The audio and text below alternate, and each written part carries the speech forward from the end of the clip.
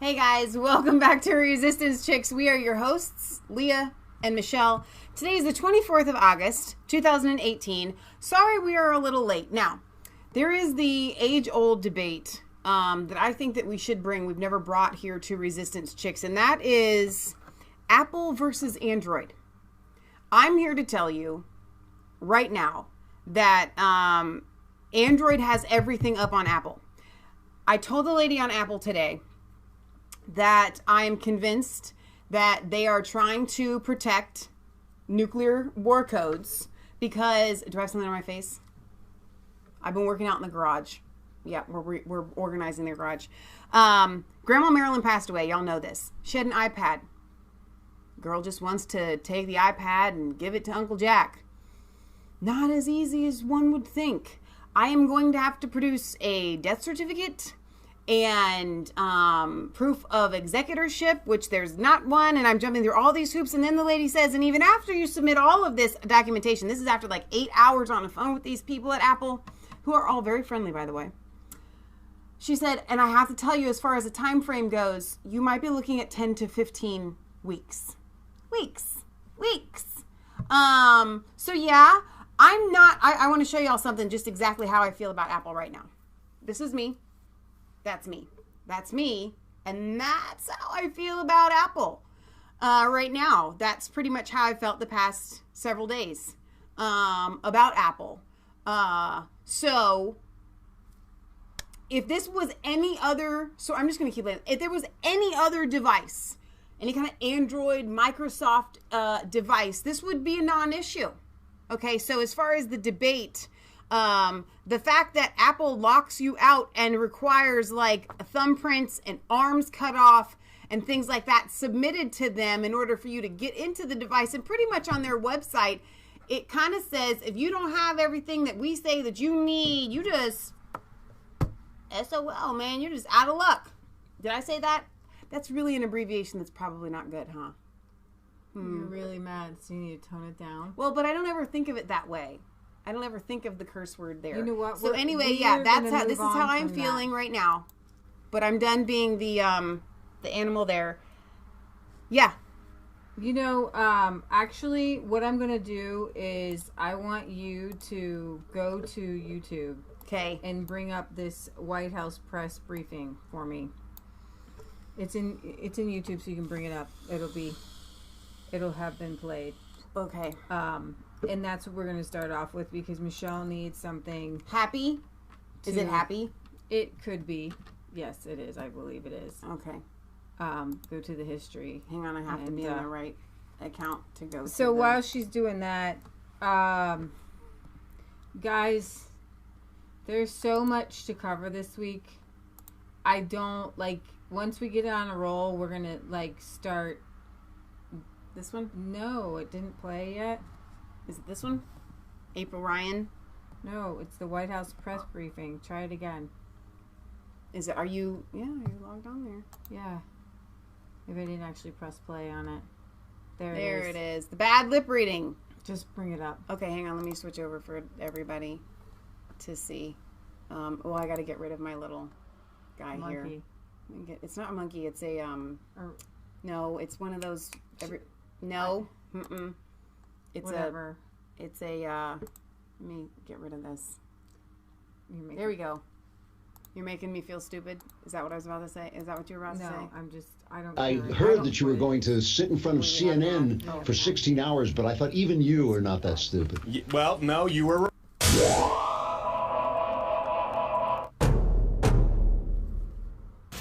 Thank you to whoever put this together, by the way. I need a drink.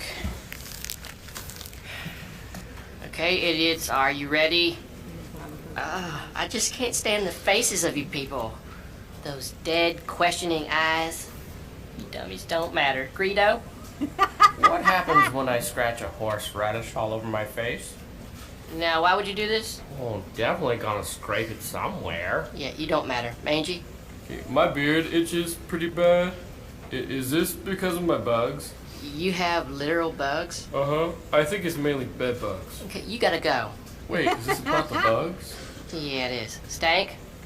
Yeah, when is the Roswell And you really alien- thought I'd take your question? You suck. Hey, the way you talk to me, I mean, do you need to talk so evil? Do you need to look like a stuffed baked potato in that Walmart shirt? 'Cause you suck, lanky. It's been a whole hour since Kristen sat on my whistle. I did not sit on it. Then where's my whistle? It's a really important issue, chomp. Yeah, what about guys like me, you know? Like, our eyes are really honest, but then our brain's got a violent virus. Could not care less. Creature? How can I tell if my Labrador is female? Easy, you suck. Let's see, Sasquatch Steven. Would you rub my feet if I tickled yours? You're weird. Nah, no. Not even fun tickles? What is that? Listen, I'm gonna punch you and I'll punch in your esophagus. Great. Chocolate curl? You know how I was part of a gang that made bed quilts? Sure. Mm-hmm. Okay, so this one guy, Benji Binkelman, had this horrible breast problem. Okay, so maybe we'll just wrap that up, turd. What I really need is a craft table, a magic wand, and someone to feed me pickles. Okay. Jeeves, Do you feel you prefer ice sheets or maybe like summer rain? or I could feed you to the polar bears. All right. Gina. It's Gina. That's what I said. Gina. Gina. I'm sorry? Gina? Yeah, I don't know. Chachi? Stink leg? Bork? Varicose Ken? This jerk? Hey, I'm crazy about you. When can I see you? You know, never sounds like a good day. Hey, I'm sensitive yet dangerous, and I make nachos. Okay, to be honest, I think that most people in the world will find you disappointing. Why are you saying this? Because you suck. Wait a minute. Roast beef for sale, marriages for the lemonade. It's all we will get. I'll bury you people. Every day I worry all day. I was My gosh, thank you, Jesus, for you all, whoever, and Jasper. Wow. Oh my gosh, that was really, Can we just really end the show now? Yes, and I needed that. Really, I don't want to go on definitely this, all this needed crazy that. stuff. Oh All right, my so gosh. new documentary talking about Can we watch that again? yeah, like over and over. New documentary talking about how even right now Google is spying in you. Do you think They're that spying in you. Do you think that Google really is free? Do you think that Facebook is free? No. We are the commodity, you guys. We are the commodity. It's like a bad movie. Like, we all know that search results are designed to lead us into a certain direction of thinking, right? When we typed in Hillary Clinton is a great president, when you typed, or would be a great president, during the election, it was all positive things, nothing about the corruption, and all negative things about Donald Trump. So here's a intense look at that scary stuff. What if your whole life was taken over, analyzed, and exploited?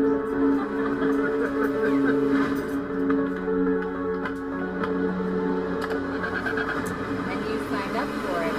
Welcome to the future. Welcome Google to and now. Facebook, they don't sell you anything. They sell you. These are all free services, but obviously they're not. Your interaction with them is governed so that it will generate revenue. You give Google a lot of information. You're searching for the most private stuff on Google, things that your wife might or your spouse might not want you to know about. Facebook constantly manipulates their users. They do it by the things that they insert into the news feeds, and they do it by the types of hosts they allow their users to see. They can suppress certain types of results based on what they think you should be seeing, based on what your followers are presenting. It's what Google and Facebook are doing on a regular basis by suppressing stories, by steering us towards other stories rather than the stories we're actually seeking. That's the real manipulation that's... So when QAnon came out, right? You could type in, I'm going to finish that. But when Q was just Q, you could type in Q and on, right? Or QAnon. And so then you would get like the top Q places to get Q, right? Right. So, like, where you could go and, like, Q.pub and stuff like that. And but it's then, looking like you're getting the top articles that debunk. Who is Q? This conspiracy explained. Pro-Trump conspiracy theory. Conspiracy theory. Conspiracy theory. The reason I know that they have really hijacked these search results was because I would type in QAnon, and that's how I would get and just kind of read the post. Right. It's on the front page. It was Sure. real easy. QAnon, and then I would go to the different things. Now, one of the things that all of the other truther channels do that we do not do is to talk about the alternative search engines, like DuckDuckGo and things like that. I'm just going to be straight up honest with you. I don't use them. Because I know how to find the results of the things that I need within Google, but I wish that we did make a big switch. And when I mean that, I actually will do DuckDuckGo when I really can't find something. When I really want something better. So let's see here. And also, I don't like how it does the format. That's why I don't use it. It's not that I don't want to. I'm just being honest with you that I'm kind of lazy about not using it. So through DuckDuckGo, you're going to probably should use it. You're going to get a whole nother set of search results, which is more along the lines of here is QAnon. Right. So this basically shows you in 2 seconds the difference between DuckDuckGo and Google, and how Google changed its search results to manipulate your brain. On the second page, still no Q post sites. On the third page, still no Q sites. When I did this experiment before, I could get to the Q sites within the second or third page. Wow. Here's the Reddit QAnon. But QAnon.pub, where I found, where I would get, I think I'm on page 5. I'm on page 5. Page 6. They might have totally scrubbed Q. I'm on page 7. Here you go. QAnon post. You don't have to get to Q. You have to get to page 8. But I still am at the Q.pub, which was actually the biggest one. 9. Sorry, Q.pub. You have been wiped from the internet. Now watch this. If I know it, I can... Oh, here it is. Page 10. Amazing. It went from page 1 to page 10. Hasn't said anything since August 21st now. Whether you think QAnon is the real deal or not... I was a design ethicist at Google, where I studied how do you ethically steer people's thoughts. It will always favor one online music service over another and one candidate over another. Google and Facebook has the power to undermine democracy without us knowing that democracy has been undermined. There's what I call the creepy line, and the Google policy about a lot of these things is to get right up to the creepy line but not cross it.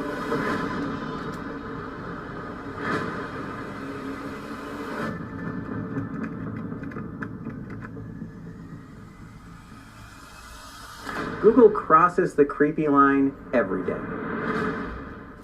I'm pretty sure Google crosses the creepy line every day. Speaking of Google crossing the creepy line, the tech people are meeting right now. Tech giants gather to discuss election protection strategy. What does that mean in layman's terms? Facebook is reportedly meeting with multiple other Silicon Valley masters of the universe today to discuss how to prevent the spreading of misinformation, i.e., anything we don't want out there, across their platforms ahead of the 2018 midterm elections.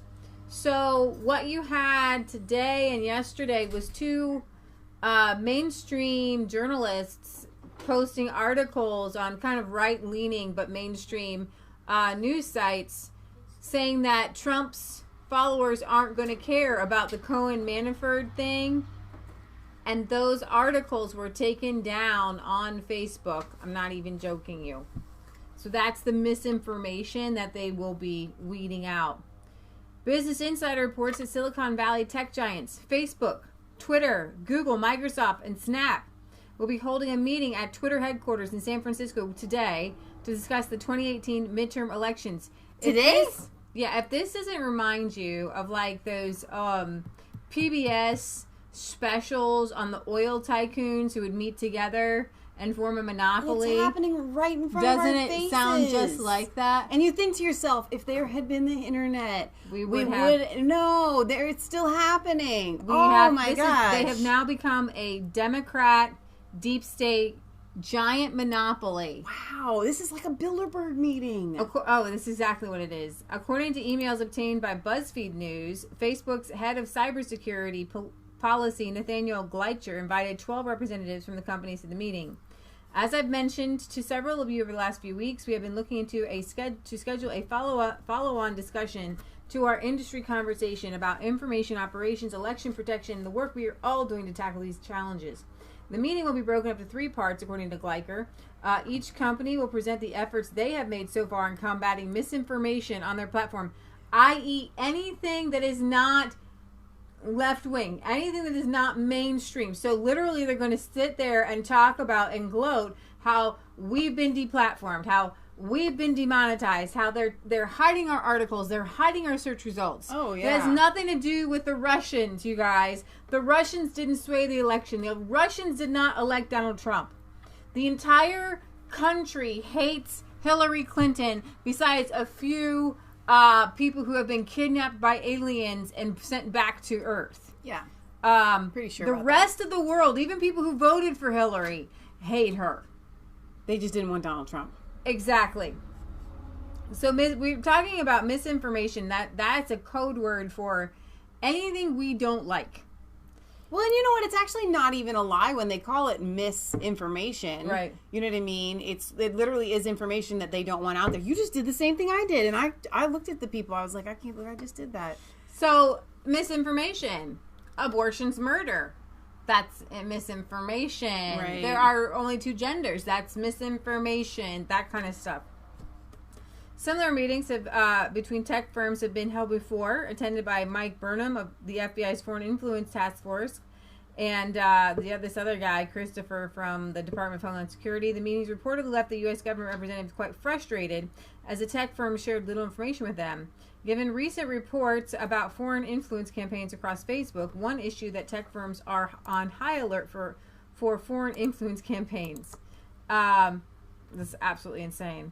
So these Masters of the Universe are trying to target foreign influencing operations. Social media firms also came under fire recently after the recent purge of Alex Jones and InfoWars accounts on like all platforms. You wouldn't even have to have the word accounts there. It literally has been a purge of Alex Jones. Like, you can just broadly say that they have purged him from the internet. So, like, I signed a petition today for our Prager University, who had many of their videos taken down. Most of them have been demonetized. They're basically an educational, but right-wing educational. But you can't be right-wing anything. Right. So, they have suffered a 99.99999% drop in engagement based on Facebook's own dashboard. No way. The social media giant has also pulled down 2 Prager University's videos, which they labeled hate speech. Wow. We showed you different ads from Republican candidates that have been taken down. And why is it? Well, have you guys heard of Media Matters? The head of that is David Brock. So he is this left-wing idiot who leads this George Soros-funded group called Media Matters. Now, Media Matters and a lot of these places are being used by Facebook, I believe, to even like to call out the fake news and the info. So George Soros is like behind all the censorship. Right. Well, I wish you would read the name the way that they are intending it to be read. Media Matters. Because that it does matter to them. It's vital to them, because if they do not control the media, the social media, and the MSM, so you guys are going to understand where I'm coming from. People will know the truth. But, and I'm sorry, my hands are dirty. Cause mine are too. We've been working in the garage. I washed them, but I guess I just didn't clean them hard enough. I have a lot of lefty Bernie people who get offended when I say that right-wing conservative people are being censored because they're like, so are the left-wing people. And like, okay, the little tiny nobody knows about progressive anti-war sites maybe possibly being censored. Yeah. But you know what? Just pick up your bags, come sit on our side and fight with us right now because no, you do not have a broad spectrum of every single... See, the problem is that these lefty people are on the same side. Socially, right, and, you know, politically, they're on the same side of these people. So it's they're not on this, but morally they don't like the censorship. They're more classical liberals. But socially they're for abortion, they're for gay marriage, they're for all these things that the left is for. Right. But they might be anti-war. They might be pro-marijuana. They might have like one or two issues where they disagree. They might say, who is Seth Rich? Or his name was exactly, Seth Rich. Or exactly. something like that. So in that, we can come together. But basically, you guys, the war is against us. The war is against anybody pretty much right of Stalin. And the Washington Free Beacon obtained a 49-page memo from David Brock's Media Matters during a January donor retreat that outlines how George Soros-funded groups Media Matters, American Bridge, Citizens for Responsibility and Ethics in Washington, the Share Blue plan to undermine President Trump's agenda and help the Democrats win control of Congress and the White House by 2020. The Trump White House, congressional Republicans, and conservative media types better familiarize themselves with it because this machine is running at full speed. It's with what we're living in. Oh, absolutely. I have good news before you carry on. Because I want people to, the fact that we are talking about this, the fact that the truther channels out there are discussing these things, we have gotten to the point where you and I will find the truth no matter how hard we have to look for it. Right. Donald Trump was elected in 2016.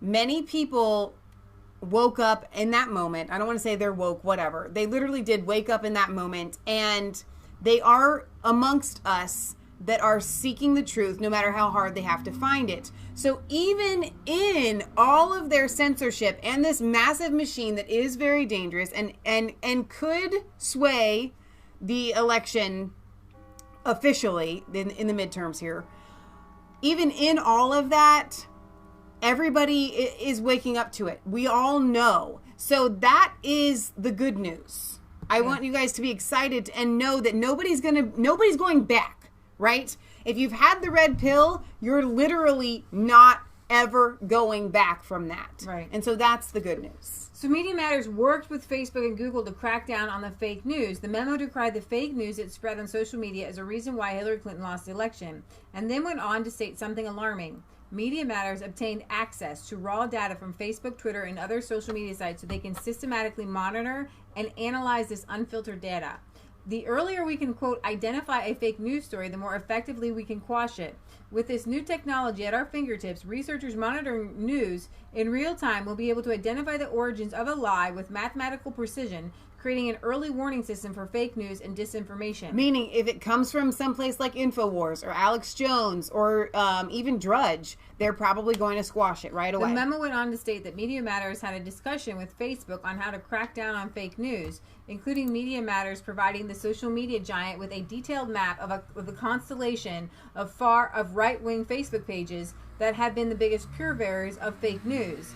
And we're talking about all these, like, Podesta email things and the WikiLeaks. Right, so on Facebook Live, Darlene says, David Harris Jr. posted today, he has had his account done the same way. It's so not right. Free speech is being taken away right before our eyes. God help us. And Adele says, yes, no going back to sheep. Meaning we're not going back. So I wanted to get to those. The memo also bragged that Media Matters provided Google with the information necessary to identify 40 of the worst fake news sites and that would be prevented from using Google's advertising network. The internet and social media platforms like Google and Facebook will no longer uncritically and without consequence host and enrich fake news sites. The memo chillingly reads. Number 2. Well, actually, I want to give you a visual. I want to think about this. What if InfoWars was in charge of Facebook and quashing fake news. Right. Imagine that. Imagine it. But you know what, guys? Conservatives and libertarian wouldn't quash the left. They wouldn't. You would just That's let not it. what You we would just do. let it go because you know what? That's the truth. I don't even want to. Even now, if I had the power, I wouldn't do it. But and you know why you wouldn't do it? Not only would you not do it because you believe in free speech and you believe in letting all ideas out there, you wouldn't do it because you know that you're on the side of right and right always wins. And that's why the truth spread like wildfire. That's why Donald Trump was elected. That's why all of these people are now red pilled because when they get the truth, they're like, finally. Nobody was organically sharing positive Hillary Clinton things. No. Now, I get that a lot of people don't like Donald Trump. Right. Okay? But And nobody on the right cares that people share that stuff. They can combat it with their own... Let's do it. Let's have that discussion. the memo gloated that Media Matters was behind Breitbart being denied Senate press credential. The memo pledged that Media Matters would fight back against even the slightest bit of the normalization of Trump by the media. As an example, they highlighted their fight against Breitbart. When Breitbart applied for permanent Senate gallery press credentials, Media Matters was quick to act by advising the credentialing committee of the myriad ways that Breitbart violated their requirements. Additionally, Media Matters did something that the committee was unable to do, a deep dive study of Breitbart content, reviewing thousands of their stories to demonstrate that they do not meet credentialing requirements. What credentialing requirements, by the way? They're a legitimate news outlet. Yeah. The memo also bragged that Media Matters was able to prevent Rupert Murdoch from expanding his media empire from Fox News. The American Bridge has a whole war room dedicated to fighting Trump. The memo explains the war room features 20,000 hours of footage they plan to use against the Trump administration and highlighting Trump's reported conflicts of interest. Wow. The memo gloated that the American Bridge partnered with former Senator Harry Reid to smear the Koch brothers. The crew aims to prevent the Trump administration from getting their agenda implemented by bogging them down with unfavorable media coverage and massive amounts of litigation. Crew will also seek to take down powerful industries and interest groups with dark money.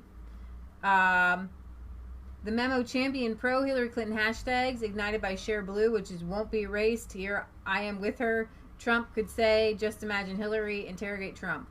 The memo also took pride in Share Blue's nauseating pro-Hillary headlines. I was one of the most ardent Hillary haters on the planet until I read her emails. Yeah, Hurl.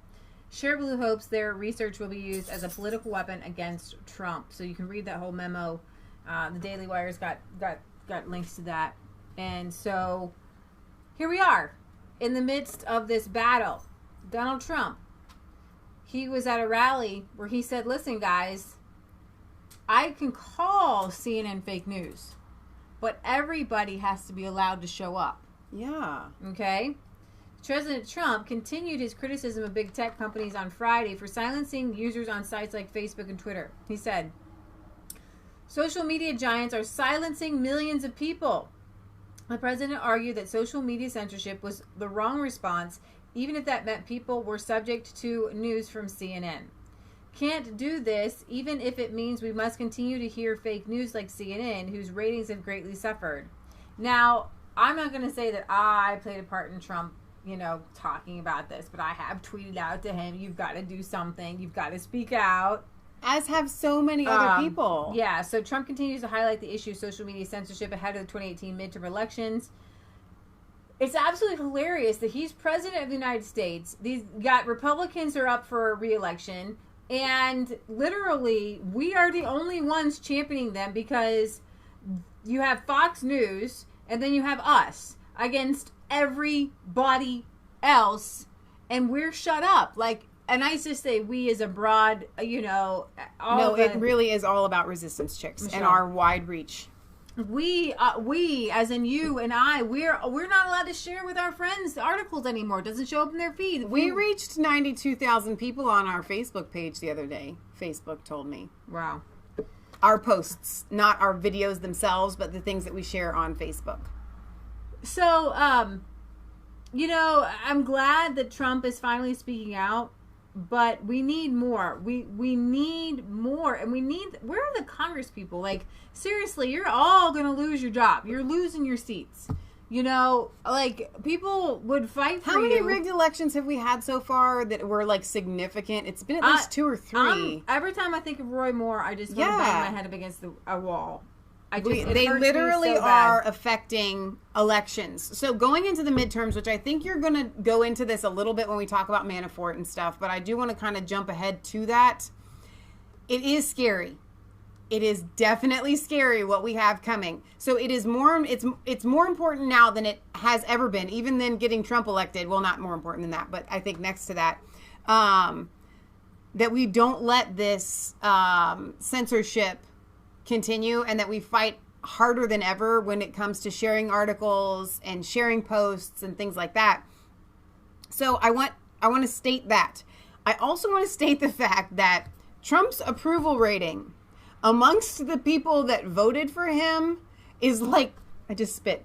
It's like 90%. It's like above 90%. Okay. This is unheard of a president like 2 years in. Okay. I mean, it's blowing my mind. Not only does he have the approval of everyone that voted for him, practically, but he has also won over a vast amount of Hillary voters because they are seeing that he is making a change economically when it comes to foreign trade, things like that. They're actually happy with the things that President Trump is doing. So there is the hope. But at the same time, if they grab a hold of the House and the Senate, they will try to impeach Trump. They have no grounds to do it, but they might actually be successful. So I want you guys to balance these thoughts of hope versus despair. I would call it caution. I'm going to play part of Donald Trump's interview after this whole Cohen Manafort thing. You guys might not be up on it. I've been following it and hurling all week. Manafort was just a dude. He just was part of the Trump campaign. Tax evasion to me, I can't, like, I do not consider it to be the highest of criminal behavior because I believe that taxes are theft to begin with. Right. So if you have the Gambini brothers stealing from another Italian mob, not much of a crime to me. I'm not, why, you know what I mean? Mm-hmm. So it's not much of a crime. But Cohen pleaded guilty to a non-crime. That's what I keep hearing. He said, and it's all about campaign finance.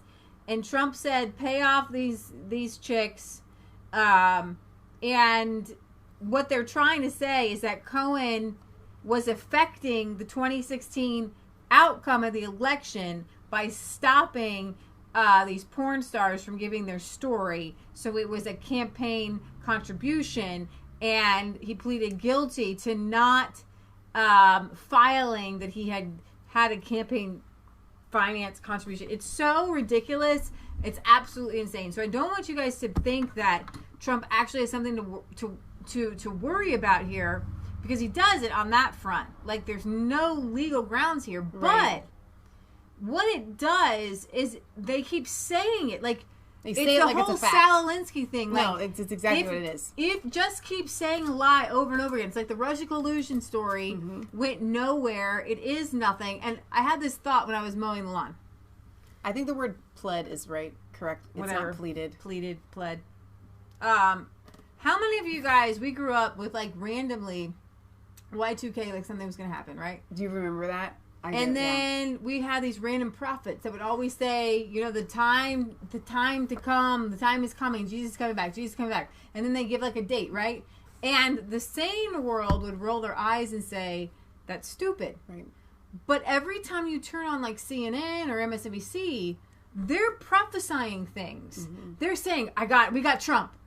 We know that there's Russian collusion. We know it. Right. But they're just like those stupid prophets saying, we know that Jesus is going to come back on this date, blah, blah, blah, blah, 1988. Still here, right? So it's like this Russian collusion thing. They know it's not real.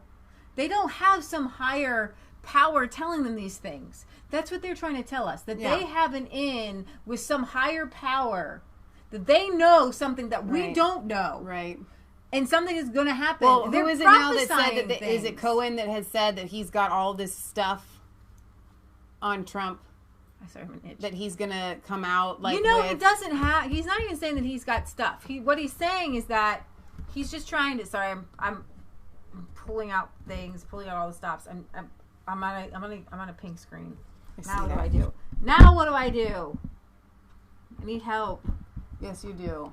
But we were talking about this just yesterday about how his lawyer was was doing audio recordings. Which why you would have a lawyer that does audio recordings of you, I don't know. Why you would have a lawyer that's a Clinton person, again, I don't know. I told Lee, I said that's Trump's own fault. To be perfectly honest, I mean, he chose to be friends with the Clintons. He chose to use a Clintonite, as I will call it, as his lawyer, and now it may turn out to bite him in the rear. So this Michael Cohen guy, his lawyer is a Clinton lawyer. His lawyer, the lawyer's lawyer, is a Clinton lawyer. And he came out and said that they had proof that Donald Trump knew about this whole meeting between Donald Jr., right? And I have been trying to center myself and not be angry, so I could come to you guys with hope. But the hypocrisy that they keep saying that Donald Trump Jr., we all know what the meeting was. We had this Sphinxagaya chick who works with Fusion GPS. You can see that she was set up. Yep. You can see that she was a setup. She was a setup. You can see that she is part of that whole Russia collusion narrative setup. Yeah. We all can see it. King's new clothes and all, right? She goes back and immediately has a meeting with the Fusion GPS guy. Are you kidding me? No, purely coincidental. Right? But they're trying to get Trump on, like, that he knew that Donald Trump was going to meet with this chick. Right? But Hillary Clinton knew of, meeting with the Russian and Steele. And how come Hillary Clinton's lawyers aren't being gone over with a fine-tooth comb? How come the DNC's lawyers aren't being brought over with a fine-tooth comb? How come Hillary was exonerated before she was even interviewed? How come she had 5 immunity deals going out to all of her closest associates? Right. But they want to indict Donald Trump Jr. for taking a stupid meeting, okay, that went nowhere. About nothing, about adoptions. Russian adoptions in the Minsky Act, okay? What if they went over Hillary Clinton with the same fine-tooth comb and nobody got immunity? Okay, Trump is going to talk about this, but, like, I'm going to play it. Podesta's brother is all part of this whole mess going on. But he was given immunity to testify against Manafort. So basically, the whole judicial system is anti-Republican, anti-conservative, anti-Donald Trump, and literally everybody with the Hillary Clinton gets immunity. Right. Like, and that's why you have Jim Jordan, even Jason Chaffetz, who's now a Fox News contributor. You have Mark Meadows. You have all these guys in Congress saying, Jeff Sessions, where are you? Where are you? You had Donald Trump tweeting out to Jeff Sessions, where are you? Jeff Sessions tweeting out, I believe in upholding the rule of law. I'm doing the right thing here. Like, maybe Donald Trump is, like, in trouble, and I'm making sure that we're going to do this right. Why can't we get rid of Jeff Sessions? Because a whole nother guy would have to be confirmed, and that takes months. Right. So I don't know exactly what's going on, but I want to play for you guys this interview with Donald Trump so you can hear what he has to say, because he has a lot of confidence. Donald Trump Jr.? And just Donald Trump. He did a whole long interview with Fox News. Big, long interview. He wanted to come out. He wanted to, nip this in the bud. This whole thing is a coup. This whole thing is designed... Say that again. The whole thing is a coup. Yeah, the whole thing is designed to try to get Donald Trump off his game. Now, because Donald Trump has kind of some psychopathic tendencies, he doesn't actually have the feelings that you and I would have. Now, that is serving him very well. Right. His feelings don't get hurt like yours would and mine would. I think he gets irritated. Yeah, but it doesn't even bother him. Like, he is emotionally stable either way. If this was happening to you or I, we wouldn't be eating, we wouldn't be sleeping. I don't know what we would do. I'm actually glad that he doesn't feel it. Yeah.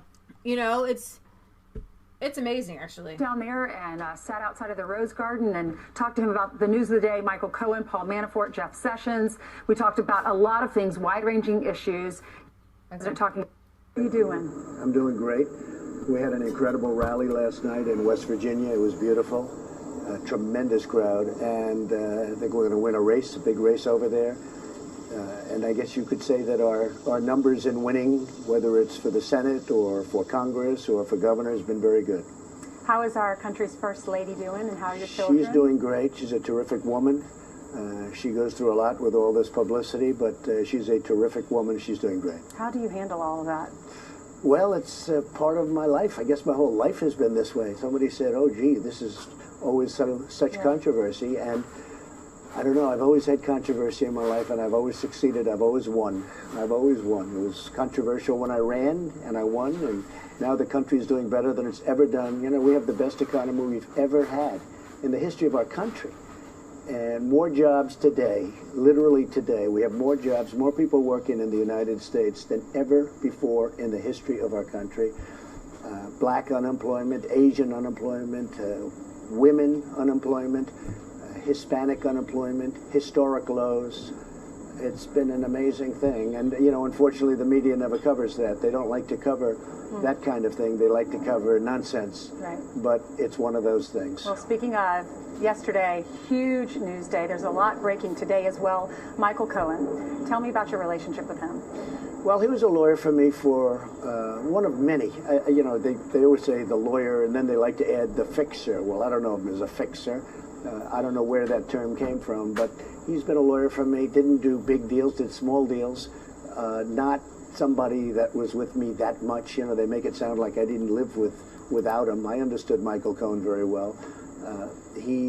What turned out he wasn't a very good lawyer, frankly. But he was somebody that was probably with me for about 10 years.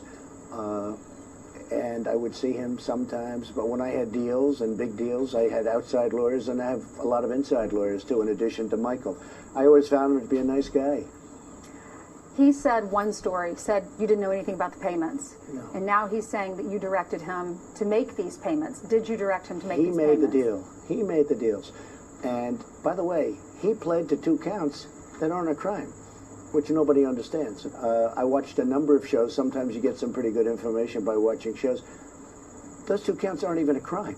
They weren't campaign finance. Did you know about the payments? Later on I knew. Later on. But you have to understand, Ainsley, what he did, and they weren't taken out of campaign finance. That's a big thing. That's a much bigger thing. Did they come out of the campaign? They didn't come out of the campaign. They came from me, and I tweeted about it. You know, I don't know if you know, but I tweeted about the payments. But they didn't come out of campaign. In fact, my first question when I heard about it was, did they come out of the campaign? Because that could be a little dicey. And they didn't come out of the campaign, and that's big. But they weren't, it's not even a campaign violation. If you look at President Obama, he had a massive campaign violation, but he had a different attorney general, and they viewed it a lot differently. You know, we have somebody that they seem to like to go after a lot of Republicans. But he settled his very easily. In fact, I put that out. Remember, all this that's happening under Mueller is actually happening under Jeff Sessions. It's literally like Barack Obama is running the Justice Department. It's really unfortunate because in the beginning, we were all behind Jeff Sessions because he seemed like this good old country boy that was going to be calm and yet get things done. And I truly believe that they have go something... after Hillary Clinton. They have something really huge on Jeff Sessions. Seriously, all I can think of is that somebody has said that they would murder his wife and children. I think that's where we're at almost, yeah. Fairly recently. So Obama had it. Other people have it. Almost everybody that runs for office has campaign violations. But what Michael Cohen pled to weren't even campaign related. They weren't crimes. Why is he doing this? Because he was your attorney. Because he made a great deal. Because he was in another business totally unrelated to me. He had some sort of weird taxi cab business, and he did do things illegal, so he's pleading down. where I guess there was fraud involved people are and really afraid loans of and prison. taxi cabs and all sorts of things. Nothing to do with me because he had an outside business. He worked for me. You could really say it was more or less part-time. He had other businesses. He had other clients. I'm not his only client. And Michael Cohen had, I guess, a taxi business, and somebody reported him for some things in his taxi business, and that's how this started. And they put the 2 counts of campaign violations in there, but a lot of lawyers on television, and also lawyers that I have, say that they're not even crimes. If you're saying the payments, if they're not illegal, then why would he use that information for a plea deal? Because he makes a better deal when he uses me, like everybody else. And one of the reasons I respect Paul Manafort so much is he went through that trial. You know, they make up stories. People make up stories. This whole thing about flipping, they call it. I know all about flipping. For 30, 40 years, I've been watching flippers. Everything's wonderful, and then they get 10 years in jail, and they flip on whoever the next highest one is, or as high as you can go. It almost ought to be outlawed. It's not fair, because if somebody's going to spend 5 years like Michael Cohen, or 10 years, or 15 years in jail because of a taxi cab industry, because he defrauded some bank, the last 2 were the tiny ones. You know, campaign violations are considered not a big deal, frankly. But if somebody defrauded a bank and he's going to get 10 years in jail or 20 years in jail, but if you can say something bad about Donald Trump and you'll go down to 2 years or 3 years, which is the deal he made. Matt, what's In burning? all fairness to him, most people are going to do that. And I've seen it many times. I've had many friends involved in this stuff. It's called flipping, and it almost ought to be illegal. You get 10 years in jail, but if you say bad things about somebody, in other words, make up stories, if you don't know, make up stories, they just make up lies. Alan Dershowitz said, compose, right? They make up lies. I've seen it many times. They make up things, and now they go from 10 years to they're a national hero. They have a statue erected in their honor. It's not a fair thing, but that's why he did it. He made a very good deal. I mean, for what he did. But I'll tell you that somebody made a better deal. AWOL, the IT guy for Schultz, Congresswoman Schultz. He had all the information on Democrat. Okay, guys, this is another thing that, like, seriously, if I had high blood pressure, I would be in the hospital right now.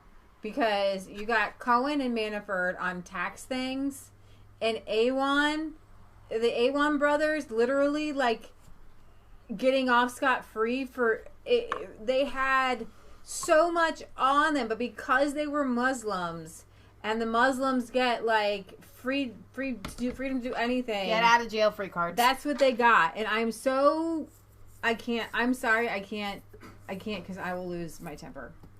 He had all the information on everybody. He went to jail holding the hands of the Justice Department and the FBI. They sat there together. They were smiling and laughing. And he got nothing.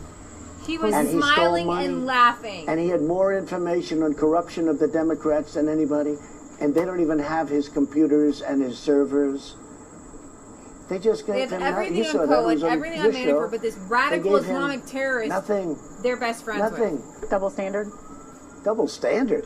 I mean, he was worse than anybody, in my opinion. He got nothing. He's a Democrat. He got nothing. The reason he got nothing This is was the under Jeff Dems Sessions, and he are totally very was not strong in the recused from Justice this. Department. I put an attorney general that never took control of the Justice Department, Jeff Sessions. Never took control of the Justice Department, and it's a sort of an incredible thing. We have this country going so well. Mike Pompeo is doing incredibly. All of my people, they're doing incredibly. But the whole thing with going on with Justice and FBI, when you see Strzok and his lover Lisa Page, when you see Comey with all the lies that he's told, when you see Mueller with the conflicts, he's so conflicted. Comey's his best friend. He had a really nasty business transaction with me, which he never reported. I've been talking about he never reports it. I mean, you look at the bad things. He wanted the FBI job that Christopher Wray had. Now, Christopher Wray was recommended by Rosenstein. The FBI, I'll tell you what, if you took a poll in the FBI, I guarantee you one thing, I'd do very well. Are you considering pardoning Paul Manafort? I have great respect for what he's done in terms of what he's gone through. You know, he worked for Ronald Reagan for years. He worked for Bob Dole. He worked, I guess his firm worked for McCain. He worked for many, many people, many, many years. And I would say what he did, some of the charges they threw against him, every consultant, every lobbyist in Washington probably does. If you look at Hillary Clinton's person, you take a look at the people that worked for Hillary Clinton. I mean, look at the crimes that Clinton did with the emails, and she deletes 33,000 emails after she gets a subpoena from Congress. And this Justice Department does nothing about it. And all of the other crimes that they've done. And they don't. Look at Podesta. Podesta was supposed to be Manafort on steroids. They made him close up his firm. He was going to be indicted the next day, we heard. Never happened. Instead, they would go after Manafort. So, look, I didn't know Manafort well. He wasn't with the campaign long. They got him on things totally unrelated to the campaign. And by the way, they got Cohen on totally unrelated to the campaign. I'm not involved. I wasn't charged with anything. You know, people don't like to say that, but I wasn't charged. But when you look at the corruption on the other side, and they refuse to look at anything. When you don't look at Strzok, where he said basically we're going to take out the president, the insurance policy and everything else. You look at Lisa Page, the two lovers back and forth with these horrible texts. You look at the kind of talk going on about, it's really subversion. And our Justice Department doesn't do anything about it. People would say, oh, but you appointed Jeff Sessions. I said, I did. But I really feel as long as this is going out, I don't have to do this, but I will stay uninvolved, and maybe that's the best thing to do. Mr. President, a lot of people are frustrated. A lot of your supporters are frustrated with the DOJ, with Jeff Sessions. There are rumors that you're going to fire him after the midterms and Rosenstein. They also want these documents. They're wondering if you will use your power to get these documents released. At the right time, I think I'm going to have to do the documents. I didn't want to, but I think I'm going to have to. There's such corruption. Before I got here, it's from before I got here. It's the Obama administration. And you look at what happened. They surveilled my campaign. It's very simple. The Pfizer report, the phony fake. Rosenstein signed the last Pfizer report. It bothers me. It's always bothered me. Will you fire him? Will you fire Sessions? Well, I'll tell you what. As I've said, I wanted to stay uninvolved. But when everybody sees what's going on in the Justice Department, I always put justice now with quotes, it's a very, very sad day. Jeff Sessions recused himself, which he shouldn't have done, or he should have told me. Even my enemies say that Jeff Sessions should have told you that he was going to recuse himself, and then you wouldn't have put him in. He took the job, and then he said, I'm going to recuse myself. I said, what kind of a man is this? And by the way, he was on the campaign. You know, the only reason I gave him the job, because I felt loyalty. He was an original supporter. He was on the campaign. He knows there was no collusion. Now, what's come out of Manafort? No collusion. What's come out of Michael Cohen? No collusion. This is stuff that they got. How about with Michael Cohen, in all fairness to him, they raid his office at 6 o'clock in the morning? And how about with Manafort? They raid his home at like 5 in the morning, I think on a weekend, and his wife is in bed, and they go in with guns? Wow. You needed to watch the whole thing. I'm speechless right now. He pretty much laid down like everything. Like in 12 minutes, he laid out everything. Right. And if anything, what this shows is that all of Washington is corrupt. You know, and I do know that when it came to the Wiener laptop emails and everything like that, the reason Comey had to come out, what he did was he did a controlled burn on Hillary Clinton. Okay? Because this is what Alex Jones was saying, and it actually is true, okay? That the rank and file were going to go public. Right. So Comey did a controlled burn and a controlled fire. Right. And said, we're opening an investigation, but then we're going to close it, okay? And there is an article here, and I'm not sure which one it is, that says that they did not go through all of the emails on the Wiener laptop, meaning that there's a lot more in like pretty much all of Hillary's emails are probably on that laptop. Where is the laptop? And more charges should probably have been brought up against Hillary Clinton. But I'm not seeing my article here, but Comey said that he felt the weight of an election and that Hillary Clinton was probably going to be president in the next 2 weeks. And so he didn't want her to be the subject of an investigation as president. Right. So what you have here is what you accuse somebody else of is what you're guilty of. So he wanted President Trump to be the subject of investigation because it undermines his presidency. You see how he didn't want Hillary to be the subject of investigation because it was undermined her presidency. Right. But he wanted Trump to be the subject of investigation. I understand exactly what you're saying. It's kind of like, okay, my plan A didn't work, but now I can utilize what I was thinking along those lines now, and I can attack Trump and see that to fruition. So I'm going to play this little video here. Candace Owens tweets this out. To you white racist liberals, video by this guy. Hey, Brian Stelter, what do you think about the fact that he directed this video to you, Mika Brzezinski? Joe Scarborough, Chris Cuomo. How are you planning to manage all of us uppity blacks who know exactly who you guys are? He says a few swear words here. He says he's not perfect. But I want you guys to get the fact that Donald Trump went from like 10% approval rating amongst blacks to like 30% approval rating amongst massive. blacks. His approval rating with black people is going up and up and up and up. And people are starting to be red-pilled. And they're not all going to be perfect, namby-pamby, beautiful Christians, but they're getting red-pilled. So here we go. What do you call all of us black folks that say you guys are full of shit? Your media's full of shit. The choice to pick Donald Trump was the smartest choice anyone with a business-savvy mind would take, and I am endorsing him 2020 re-election. And I'm asking for every black person out there to use your fucking common sense and say fuck the system by voting with me to get him re-elected. To you white racist liberals that want blacks continuously complacent and under your boot heels, continuously suffering from laws in which Bill Clinton's administration is put in place in the first place, you guys are happy watching us be miserable. You want to allow all illegal immigrants into this country, but you never want to talk about reparations for any individuals that are in fact descendants of slaves in this country and the white men that also fought to free the slaves. Yeah, they deserve restitution as well. I only come to you with real shit. Straight from my heart. I'm a fucked up person in my past. But right now I'm taking responsibility for myself and I'm trying to save you. I'm just trying to have you think for yourself. I love it. I told you, I warned you there'd be swear words. But you guys, this is what's happening. People are waking up.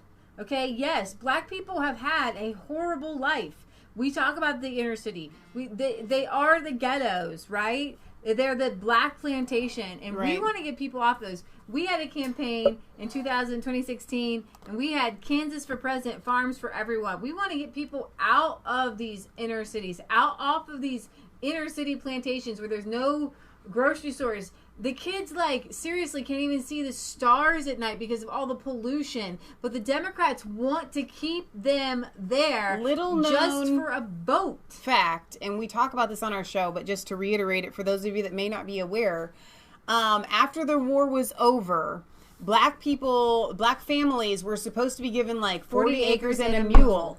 Okay? That never materialized. Then a racist Democrat came by and was like, no, ain't gonna do that. Not gonna do it. Imagine what our country would be like if that had happened. Number two, imagine what our country would be like if the Democrats didn't start to incentivize single parent homes in the 60s. It made it so that in order for black families that legitimately needed some help, I believe the church should have done it, but they did legitimately need some help. They now realized the only way I'm going to be able to get this help is if we aren't married. So people would get divorced. They would get divorced, and it caused this rift in what was actually beginning to be a solid foundation of family, and black families were fighting for their rights. They were fighting for equality, and they were making headway. It was 13% out of wedlock for the black community, and like Right. around the same time it was like 7% Right. amongst the white community. Now it's like 80% out of wedlock, because when you incentivize people Exactly. monetarily, Right. that's what happens. You can't continue to incentivize single parenthood Right. and having children out of wedlock and then just think that automatically black people are going to want to stay together. White people wouldn't either. Right. And they don't actually. In Yeah. fact, they do not. It's not. It's a poor mentality. It has nothing to do with color of skin. Right. So here's this article I wanted to show you guys. The majority of Clinton-related emails on Weiner's laptop were never examined. New evidence suggests that James Comey was incorrect when he told Congress that the Bureau had reviewed all of the communications from Huma Abedin's laptop on her disgraced her emails on Weiner's laptop. Anthony Weiner's laptop. The communications had been discovered just days before the pivotal 2016 presidential election and forced the FBI to reopen their investigation into the Clinton email scandal.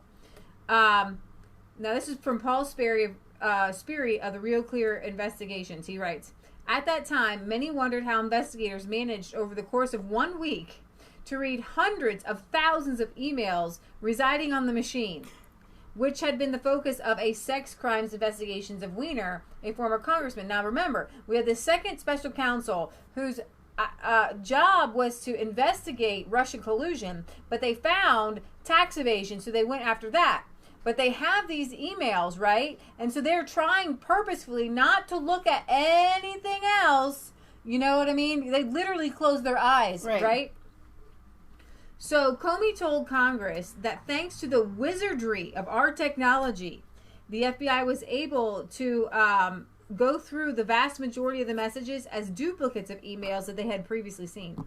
Tireless agents, he claimed, then worked night after night to scrutinize the remaining material. But virtually none of his account was true, a growing body of evidence reveals.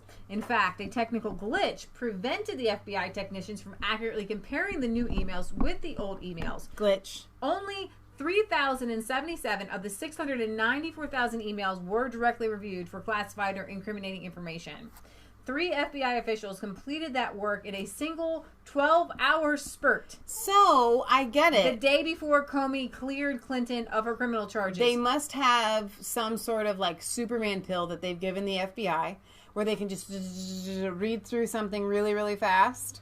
Right? So maybe these are just unknown powerful skills that the FBI agents have that we haven't been made aware of because it's top secret and so they can't tell us. But they can't use that on Trump-Russia collusion. Right.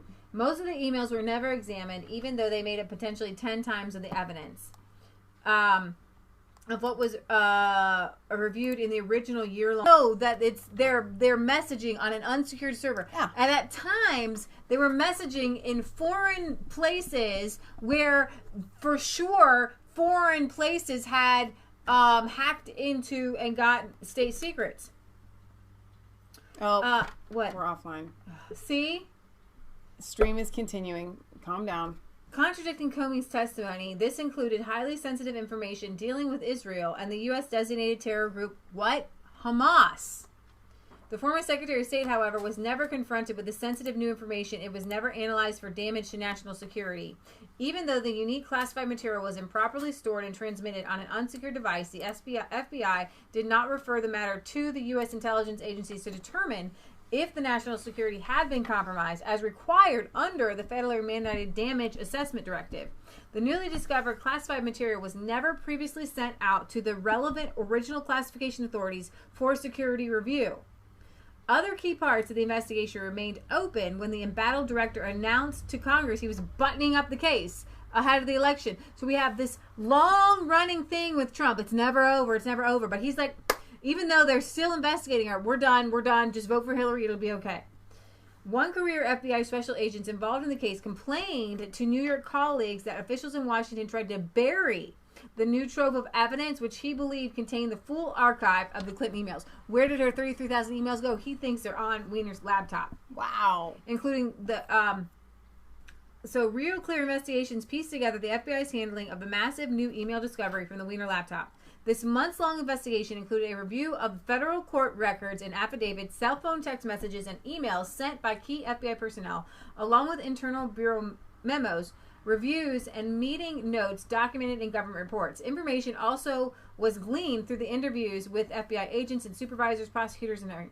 If the FBI soft-pedaled the original investigation of Clinton emails, as some critics have said, it out and out suppressed the follow-up probe related to the laptop. There was no real investigation and no real search at all.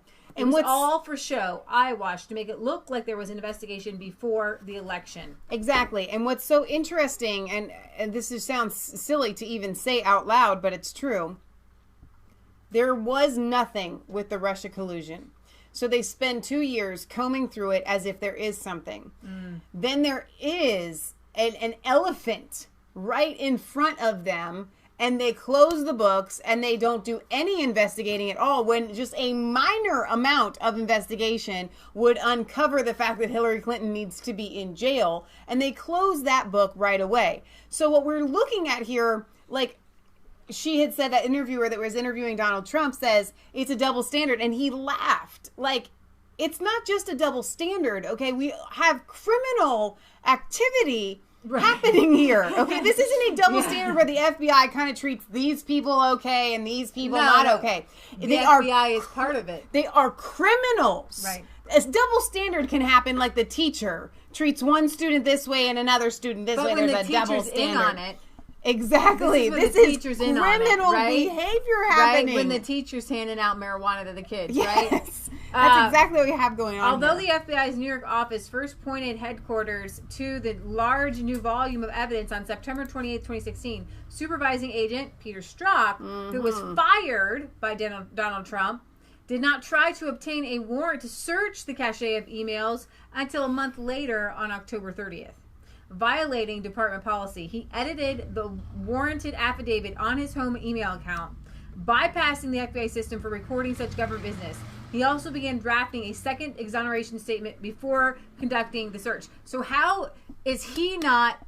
I mean, he still is under investigation, right? We have heard that he's still under investigation, but, like, seriously, if he was under... If it was solid, awesome Republicans or just even anybody with a sense of justice were reviewing this, you would see that this is criminal. Like, we have two eyes. This isn't a joke anymore. The search warrant was so limited in scope. I'm not even going to get a search warrant. I'm just going to pretend, for Donald Trump Jr. and all these people there, their search warrant was like from here to the moon. Like, we want to know what time your dog pees in the morning, right? We want to know everything about you. The search warrant was so limited in scope that it excluded more than half of the emails the New York agents considered to be relevant. Like, they would have gotten, here's the thing, with a search warrant, you're supposed to go and try to get everything you can. Right. That's what you get. You go and you get everything that you possibly can, right? But they're like, no, we don't really want to know. We don't want to know. They do not want to know.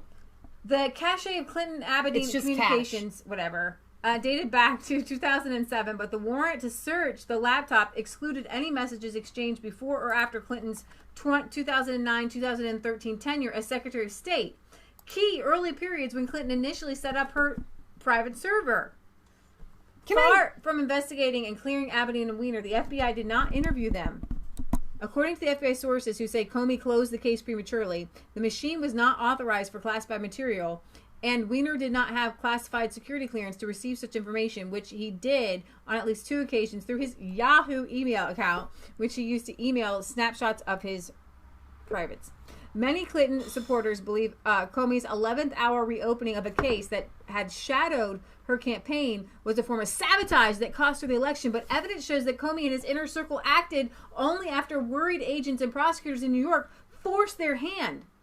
And at the prodding of Attorney General Lynch, they then worked to reduce and rush it through rather than carefully examine the potentially damaging new evidence. Comey later admitted in his memoir, he said, assuming as everyone did that Hillary Clinton would be elected president of the United States in less than 2 weeks, what would happen to the FBI, the Justice Department, to her own presidency if it later was revealed after the fact that she was the subject of an FBI investigation? What does it matter now? Republicans are clamoring for a special counsel to reopen the Clinton email case, though a 5-year statute of limitations may be an issue concerning crimes relating to her potential mishandling of classified information. However, conducting a broader and more thorough search of the Weiner laptop may still have prosecutorial may still be able to be prosecuted. Other questions linger, including whether subpoenaed evidence was destroyed or false statements were made to congressional and FBI investigators from 2014 to 2016, a time frame that is within that statute of limitations. The laptop was not searched for evidence pertaining to such crimes. So you could go on and on, but Michelle, go ahead and talk about how crazy this is. Okay, no, I really just want to filter it through what's happening in my personal life, because that's what's most important to me right now.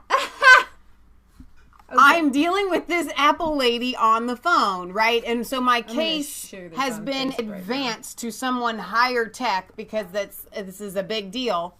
And because I'm not the executor of Grandma Marilyn's estate, she then tells me she's not really supposed to be talking to me, right? Oh my gosh. So really? I need to involve the executor, and I'm not going to get into all of that, but that's not a problem. That's really not a problem, except for there's no executor in this case because it all goes to Skippy.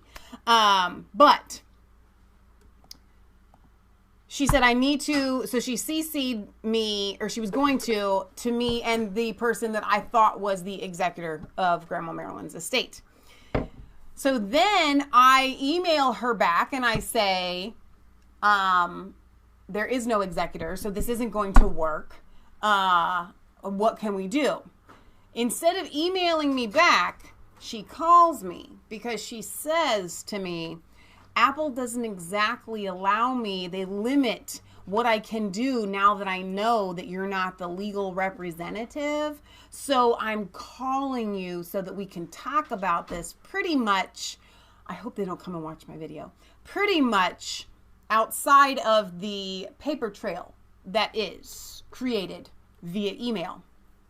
So if some lady on the higher rung of the low rung of Apple, right, know enough that she got to go through some back channels to cover her hiney so that she can still discuss with me, she didn't use an alternate email to email me. She called me on the phone.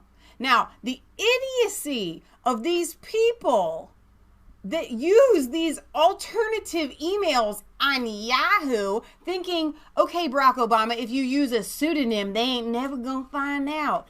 They found out because you're stupid. Pick up a daggum phone. Maybe meet in person with the person. These idiots are cracking me up. The lady in Apple knows enough that if she's gonna have to talk to me, they're gonna limit, they're gonna see, they're Apple. They are gonna know. So she calls me on the phone. Okay? I mean, come on, guys. It's not that hard to be a little sneaky. Why is it that they're stupid crooks? Giuliani drops the mother of all bombs on AWOL Jeff Sessions. If there is any justice, why is Hillary payment to Fusion GPS not under investigation? That's a very good question. That pretty much, Hillary's team lied for a year saying about the funding for the anti-Trump junk dossier. Hillary Clinton later lied and said she didn't even know about the Russian dossier that her campaign actually paid for until BuzzFeed published the 35-page document in January 2017. Rudy Giuliani says, read the Hill-Mark Pence article demonstrating Cohen pled guilty to 2 payments that are not violations of the law. If campaign paid for settling private claims, it would be fraud. Any nutty theory to harass the president. If there's any justice left at the DOJ, why is payment by Hillary Clinton and the DNC to Fusion GPS for the phony Steele dossier not under investigation?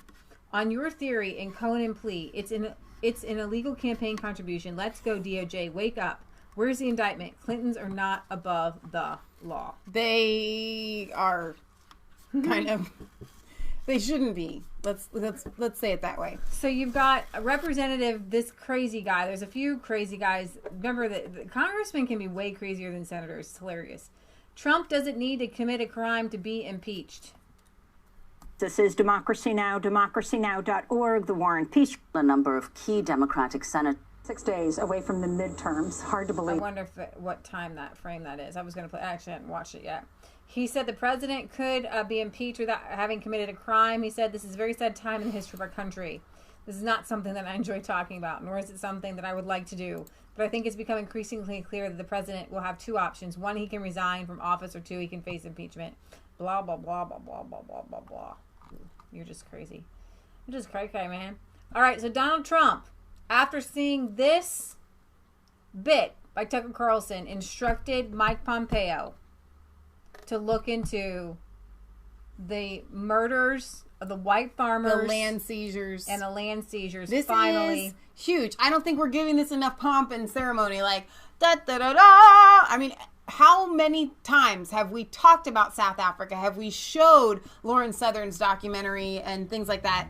The plight of the white South African is one of the biggest of our time. And the president of America, the leader of the free world, should be putting this on the top priority. Because, and I didn't mean to interrupt you. No, go ahead. I was listening to a guy on Alex Jones today, and I think history is not well served, because in the area that is South Africa, it wasn't well populated, right? And the Amish and the Boers are very similar. The Amish, I believe, are from Switzerland, and the Boers are from the Netherlands. And they both were farmers, and they both wanted to live kind of separatist type people. The Amish are still very separatist. They have their own language. Right. They're separatists. If they were a different color, we would say that they were racist. Yeah. You know, racist separatists. So the Boers were separatists as well. And they wanted to start a new life, just like, you know, the Amish came to America, and they went down to the very tip of Africa. Right. And through irrigation and things like that, they created these great farms. Now, where did the farms come from? Well, for a lot of the area, it was uninhabited. Mm-hmm. And they also made treaties. Now, the caveat is where you have the British colonial people seeing that the white settlers are doing a good job. Yeah. So they go down and they kind of do make a mess of things, right? And they and it is kind of yucky what they do and how they treat things and how their apartheid kind of begins then. But that doesn't negate the fact that the original Boers, right of conquest, right? There was no land, there was nobody on the land, so they took the land. Like, seriously, why is it that if you're white, you can't take land in Africa, but if you're black, Asian, or Hispanic, you can take land anywhere? Right. You can buy land anywhere in the world, but if you're white, you can't. And that's number one. Number two, there were treaties made with a lot of these people, which in America, we honor these American Indian treaties, even though we know that the white man treated Indians badly at times. Right? Right. And didn't even honor the treaties. But are they kicking people off the land and giving it to the Indians? I mean, they've done like little reservations, but seriously, by that mentality, we're all have to like leave, or you know what I mean? Like crazy. And then number three is some of these farmers, they bought their farms within the past 5, 10, 15 years. Right. They bought the farms. And they're very expensive. So it's not like they were people that had means, they made something of themselves. Some of these farms are under mortgage. Right. So, like, how can you go and take somebody's farm that they just bought just because they're white? Right. Because you're saying that, you know, black people should have the equal amount of money. Why? The black people in South Africa did not have the same mentality of tilling and farming and become a breadbasket. It's a different mentality. They were herders. They were nomads. They were, they weren't. Well, what's really unfortunate is that they didn't have the industrialization mindset. South Africa is going to starve because of these land seizures, because the people that they have given these large production farms to they're abandoned now because they don't know how to run them. And I'm actually going to take it to a spiritual level. Okay.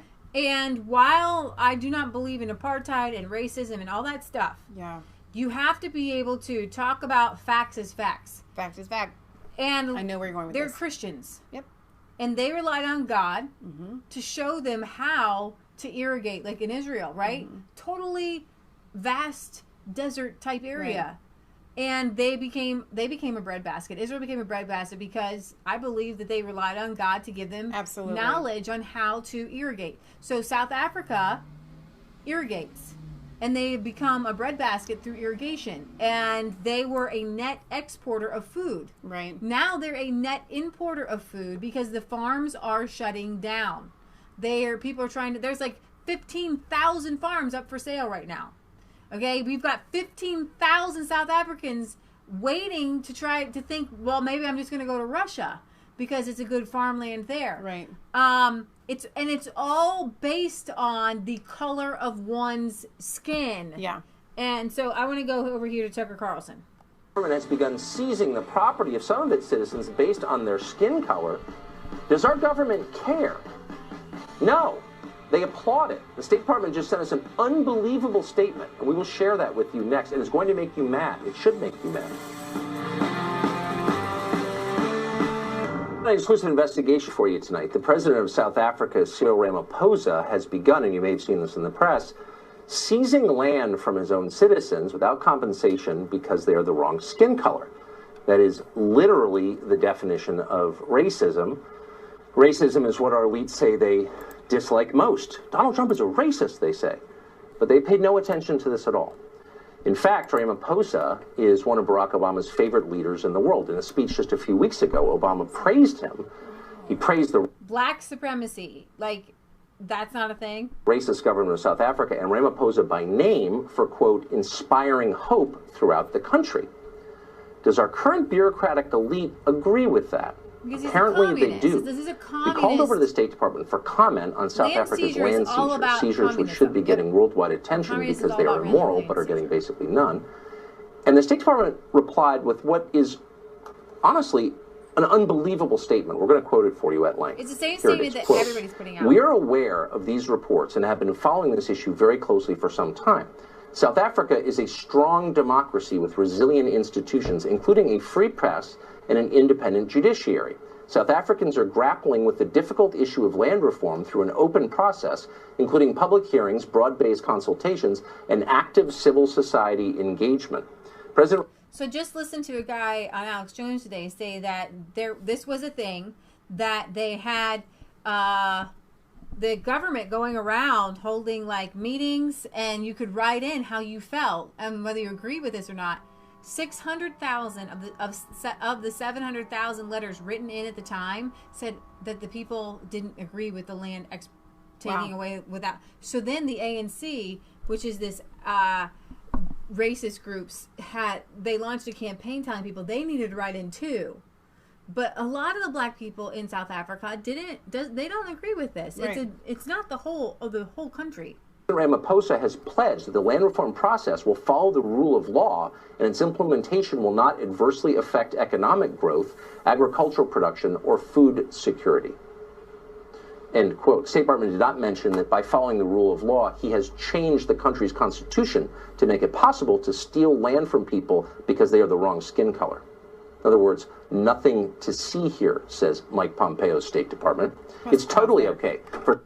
Oh my gosh. And I don't know that Tucker reiterated that well enough for you guys to understand. But through that, I don't even know what you want to call it, mumbo jumbo that the State Department issued, pretty much they were saying is, as long as it is legal by the law, it is okay.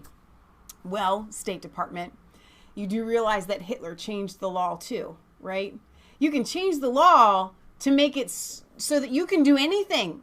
If you are the corrupt leader in power and now all of a sudden it is legal. Well, guess what, State Department? There are laws that we operate under that come from God, as John Locke tells us about, nature and nature's God. And that law includes ain't nobody allowed to force somebody off of their land based on the color of their skin. Now they're talking, and the State Department even used land reform.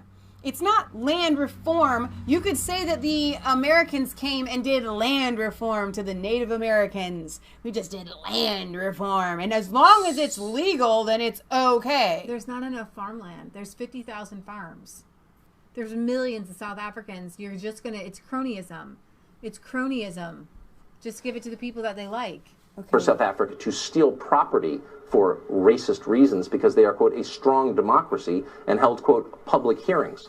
Criminals take note. Find a buddy, start robbing State Department employees on their way to work. By their logic, as long as you outnumber them, they'll be okay with getting robbed because it's democracy. Marion Tupy is from South Africa. He spent a lot of time studying that country and the region. He now works at the Center for Global Liberty and Prosperity at the Cato Institute. We talked to him about this recently. Here's our conversation. I thought the whole point of the new South Africa, and the reason the rest of us were excited to see it in 1994 take shape, is because it rejected racial discrimination. And yet the government is now embracing it, or am I missing something? No. In a free and civilized society, we don't take people's stuff on the basis of the color of their skin. It was wrong when it took place under apartheid. It is wrong now. And it would be a tragedy if South Africa were to repeat the same mistakes it did in the past. So there are really two levels here. First is the moral level, and you and I are in agreement that it's always wrong to punish people for what they look like. But second is the effect that it will have. We saw something similar to this happen in neighboring Zimbabwe. What happened when land was seized there on the basis of skin color? 18 years ago, the governing party of Zimbabwe, ZANU-PF, was threatened with electoral loss. And in order to shore up its support amongst the electorate, it decided to expropriate the farmers of Zimbabwe.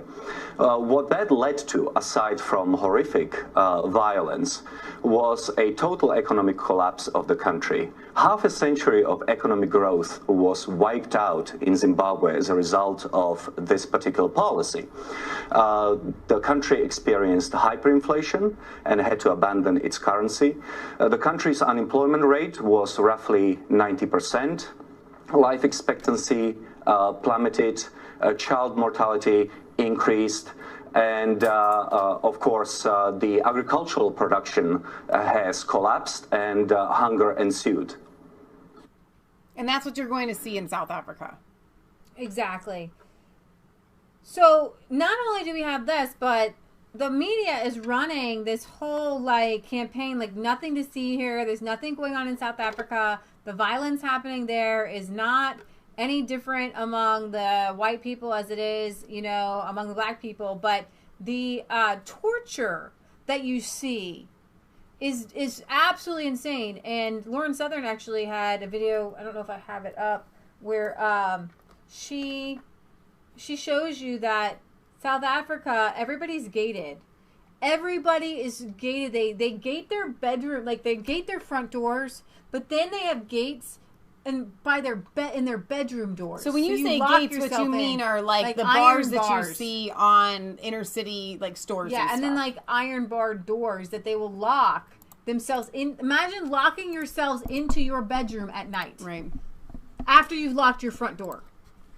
So brutal farm attack, owners tortured, tied up. A brutal farm attack took place in the Warm Baths, blah, blah, blah. The victims were tied up, and at least one was tortured with being burnt with a hot iron. Is it any of these? It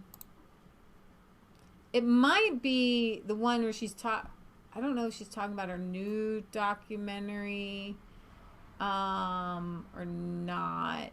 But it doesn't matter, really. Okay.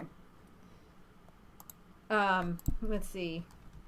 I'm just going to see. I did not mean to interrupt you. I'm sorry. No, you're fine. You're looking for some.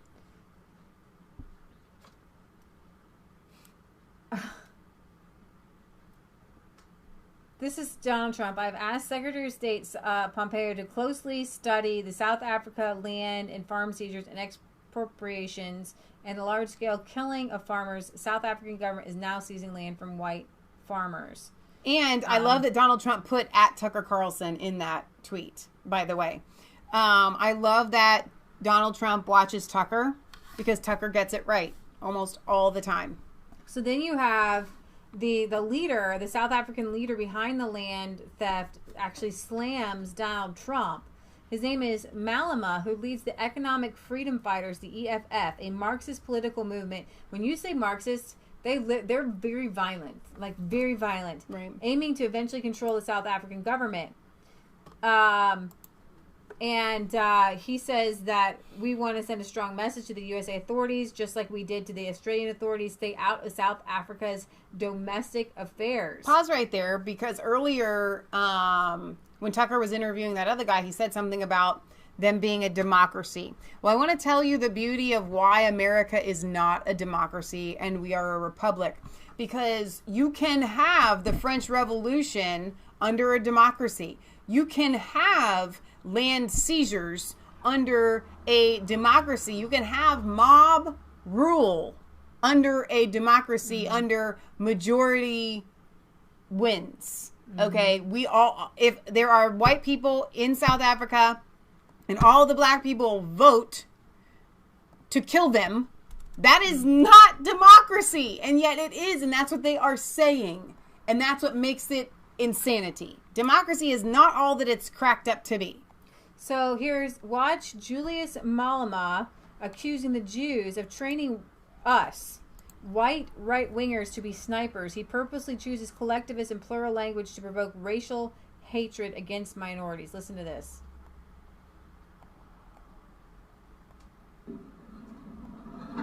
They will kill us for that. There's a group of white right-wingers who have been trained by Jews in Pretoria to be snipers. Snipers. They are not training guns. In the EFF, we are training toy guns. They're dealing with real stuff. They are training in a farm in Pretoria. We know it. To be snipers. So we know that is... Seriously, he literally blames the Jews. Well, so do a lot of people these days. I know. Well, seriously, I don't care. And he is the same guy who has been killed the Boer, killed the white guy. Let's see. They already have the numbers in Parliament to change the Constitution. Why are they not changing the Constitution? Why are they keeping talking and playing games? It is because both Julius Malema and Ramaphosa are there for the same white people who stole our land. So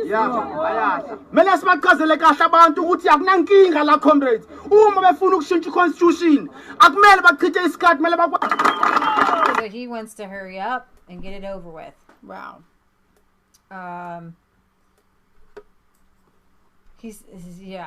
So it's so racist. Pause. Yeah. Kelly says that her husband's birthday was yesterday. You know who else's birthday was yesterday? Uncle Jack's. That's right. So happy birthday, Eric. Happy belated birthday to you. And I love that you share a birthday with Uncle Jack. That's awesome. Who knew? Small world. So these people... Okay, I want you to hear this. Happy birthday, by the way. Here we go. So these people, when you want to hit them hard, go after a white man. They feel a terrible pain because you have touched a white man.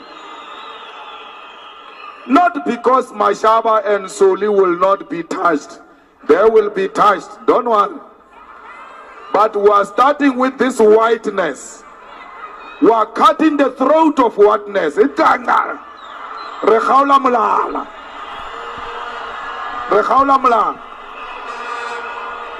rekhawla mulala go PE kwa. Okay, I want you for a second. I want Donald Trump to be able to stand up at one of his rallies and say, "Go and beat up black people. Cut the throat of blackness." I can't even let that come out my mouth. It's so disgusting. No, now they're going to cut that and edit it, and you're going to be put everywhere. I mean, if you were famous, imagine if somebody said, "Cut the throat of Hispanic people. Cut the throat of brownness. Cut the throat of Asian people. Cut the throat of yellow." Seriously, these people are so incredibly racist, and the whole world is like, but it's okay because colonization and all that, and so it's okay to hurt any white person in the whole entire world because we're all just so guilty. Most of us that are of sound mind can understand and can say, you know what? That was wrong, this is wrong, and just kind of address it all. It's all wrong.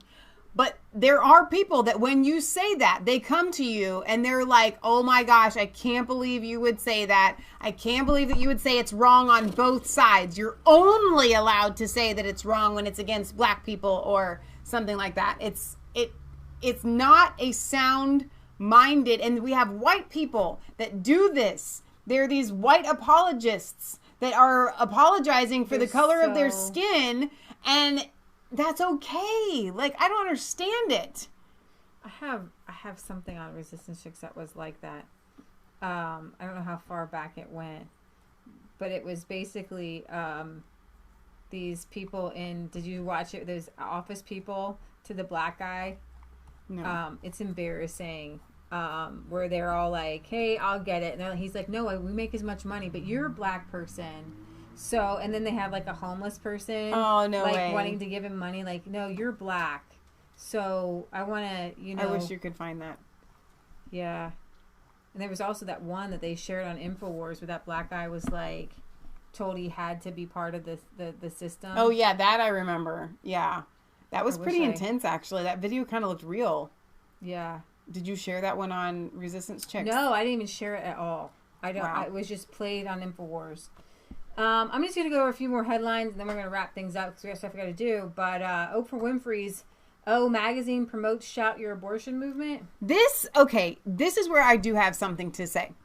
This has been spreading and trickling, and I've been hearing whispers of it here and there for the past week or two about this shout your abortion, be proud of your abortion. They've been doing it for a long time. No, but I mean, it's been, maybe it was because of Oprah or whatever. Mm-hmm. They've been talking about it more and more openly. Shameless abortion. Shameless. What they're doing is shameless. I mean, seriously. I don't understand. Somebody had said on your sharing of that on Resistance Chicks, and this is again where I'm like, okay, you have to be able to say it's all bad. Mm-hmm. But they're like, how about any kind of killing whatsoever? And this person, I think, may have been pro-abortion, but they were saying, like, listen, any kind of death is not to be rejoiced in. Mm-hmm. And I think the reason why they think they can get away with it is because it's just a cluster of cells and it's not a human life, so they say. Here's a woman who's had an abortion. This is in what my they won't show community, you. they didn't preach having a child was a good thing. So I was panicked. A friend made the appointment for me, but in retrospect, I should have never done it. I was a part of the problem, and I did it without thinking. I'm mad at myself. I'm mad at the people that told me that the most important thing was an education. I'm trying to have a child now, and I can't. That's all I can think about all day. Don't do what I did. I know it's hard to raise a child on your own. I know it's hard because the man is not there or whatever. But I just know this whole thing about choice, a woman's right to choose, is not freedom. In the end, it's not freedom. It's a prison. At 19 years old, I didn't know that. Wow. That's what they won't show you. They're going to show you palm trees and say, shout your abortion. It'll be great. You won't have any regrets, and you should never have any regrets. And if you show a video like that, you are harming people that are considering having an abortion or have had one. So you're not even allowed to do that. Rand Paul, I cannot end this episode without my hero, Rand Paul, the only one in the Senate. If you think that you voted for a Republican, you probably didn't, because you voted for a Democrat, because we have the votes in the Senate to repeal and defund the Planned Parenthood, and Rand Paul called these people out and they wouldn't do it. Planned Parenthood ends the lives of 320,000 babies each year. That's about 900 babies every day. Planned Parenthood receives over $400 million of taxpayer money. The government, with a wink and a nod, tells us that Planned Parenthood doesn't spend the money on abortions. But everybody knows that the taxpayer is really cross-subsidizing Planned Parenthood's abortion mills. My amendment would end funding to Planned Parenthood. My amendment is already included in the House version. And yet, My amendment is now being blocked by Republicans. In the Senate. Like, it's already passed the House, but it wouldn't pass. It's absolutely insane. Atrocious. The March for Life is grateful to Senator Paul and those who voted in favor of an amendment to the appropriations bill that would have banned funding for abortion providers, including Planned Parenthood, our nation's largest abortion provider, and subject of Department of Justice investigation into the trafficking of aborted baby body parts. Unfortunately, many senators who claim to be pro-life defied their constituents and the consensus of the American public by giving the abortion industry a pass. Almost 2/3 of Americans say they do not want to fund abortion with their tax dollars.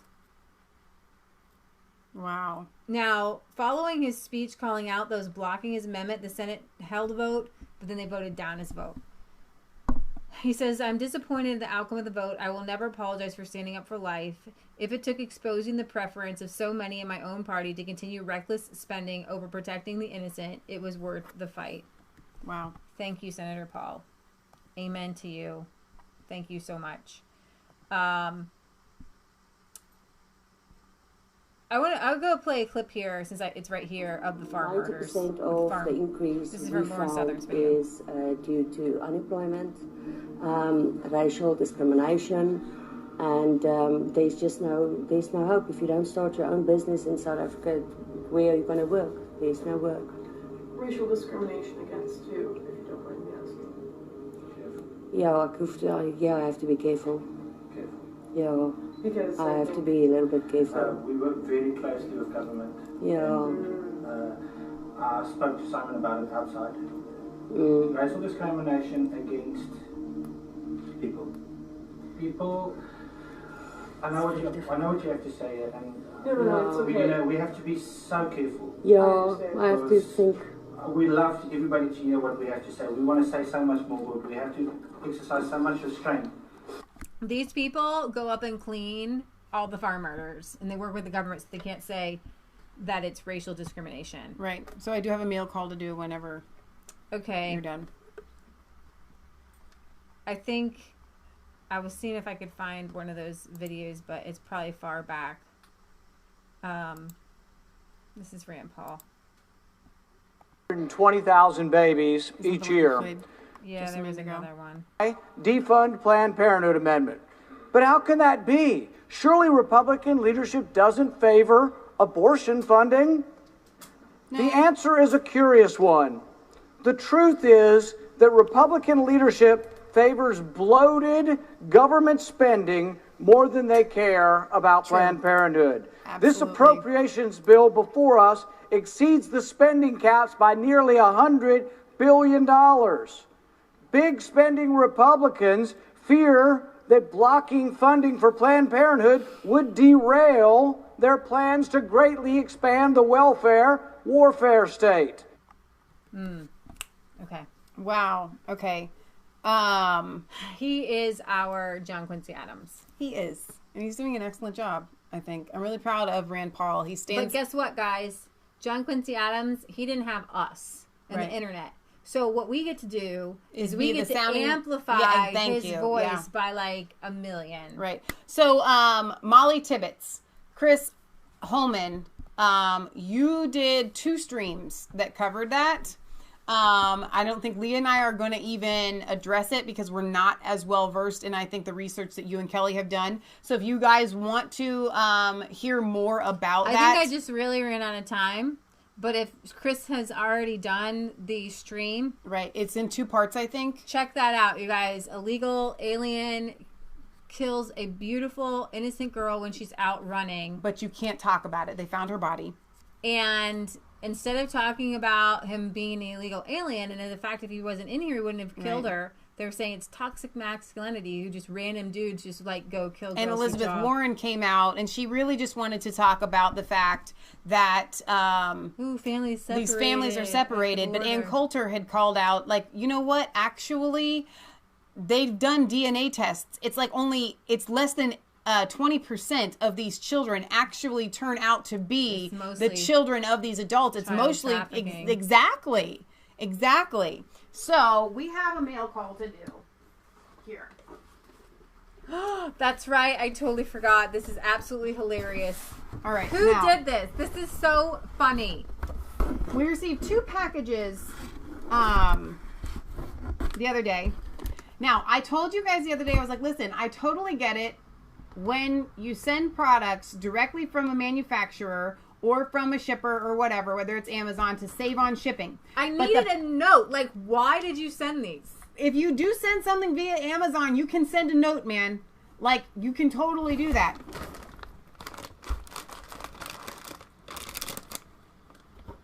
This was 1 package. Now, I'm not complaining because if you don't love Snyder's of Hanover's pretzel pieces, you're not normal. These are delicious. So, definitely not complaining there. This Just one we hold up didn't the even whole package. open here. Somebody wanted to send us all of the flavors, and I want to know why. Like, is there an inside joke? Are these like your favorite thing? Leah loves the jalapenos. I'm not eating the jalapeno ones. They're too hot for me. I just need to know why you sent them. The hot wing buffalo ones, I may hoard all myself. They are absolutely delicious. I don't care if they're your favorite. You can have the jalapeno. Okay? And actually, no, we can, these are really good too. The honey mustard and onion. Yeah. These are pretty awesome. Maia says, I have never heard of that before. Then you ain't living, sister, from the South. Okay? These ones are the best. They are really, really, really yummy. These ones are the best. I'm going to open one up so you can see what they are. They're these little pieces of pretzel, right? Broken up so that the flavor that they stick on there really gets inside. I knew you were going to chew on. And you're so good. They're so good. You have to save the other one for Sunday. Okay. Now, Britt Baza, we're going to save yours for Sunday. But okay? Eric's can come out. Okay. Now. Okay, so the Mathis family sent us 3 cards. They did. And one was so cute. Or one was very nice for Grandma Marilyn. Thank you very much. But this one is my favorite.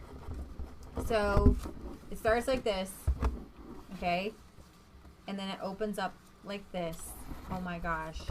Is this not the cutest thing little you have hands. ever seen? So for those of you that are unaware, and Eric, I hope that Sadie, Tyler, and Riley, you're okay with this. And again, I'm going to get the story a little bit A wrong. big hug to you from us, Ryler, Taylor, and Sadie. This is their little hands. You know what I would love to do? They're triplets, by the way. They're is miracle babies, and I love that I have their little hands. I would like to do, I'm going to tell you what we are going to do. We are going to have, I've been talking to Eric about this on and off. I would love to do a Skype interview with them at some point where they can tell their testimony about their miracle babies and about their salvation. So at some point, I definitely want to make that happen. This is the card that they sent, and I am going to read it. A journey remembered. As some people journey through life, they leave footprints wherever they go. Footprints of kindness and love, courage and compassion, humor and inspiration, joy and faith.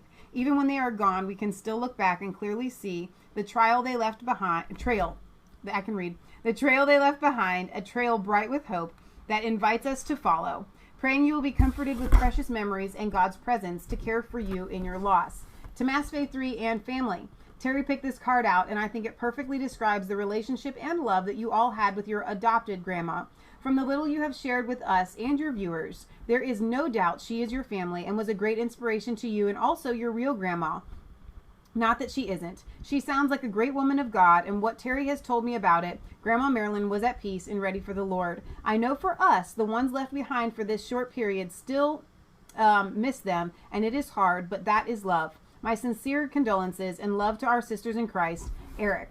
And Terry says, prayers to your family at this time that most would be saying, I'm sorry. I feel like you all are celebrating the fact that she is no doubt with her maker. Prayers for comfort. We love you all. Terry, Mass Faith 3 and family, you guys mean a lot to our family and have given us so much guidance and support, not to mention friendship. Thanks from the bottom of our hearts, Terry. And then it says, Psalm 89:15, blessed are those who walk in the light of your presence. And last but not least, Eric sent, it was so adorable to get 3 cards from them in the mail. And there's one more card here. To Mass Faith 3, Kansas, and Uncle. Hope you all are doing well and wanted to start out by telling everyone in the house on God's Little Acre, hi. Resistance Chicks, congratulations on your new business. We know and see how hard you work for the Lord. And he just means the fact that we got the business name for Resistance Chicks and because of the person that wrote the check to Resistance Chicks.